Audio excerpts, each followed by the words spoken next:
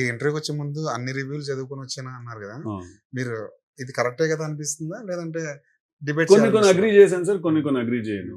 ఇప్పుడు మీరు రాసినట్టున్నారు, ఒకటి స్లో మోషన్ షాట్లు ఎక్కువ ఉన్నాయి అని చెప్పి. స్లో మోషన్ షాట్స్ గురించి, రొమాంటిక్ ఫిల్మ్ లో అన్ని slow motion because to fill up like what our colleague wrote, అదే to fill up the space మధ్యలో కొన్ని slow motion shots with ADMs అని. ఫిల్ అప్ ద స్పేస్ అని కాదు, it was sir first of all ఇది ఇప్పుడు ఏ జాన్రాలో ఏ frame rate వాడాలనేది అసలు ఇది లేదండి. ఇది ఏ జాన్రాలో ఏ ఫ్రేమ్ రేట్ షాట్లు ఉండాలనేది అసలు లేదు. ఇప్పుడు టిల్లులో మీరు అట్లా చూస్తే వాడు సగం సినిమా హై స్పీడ్ లో నడుస్తుంటాడు వాడు, రైట్?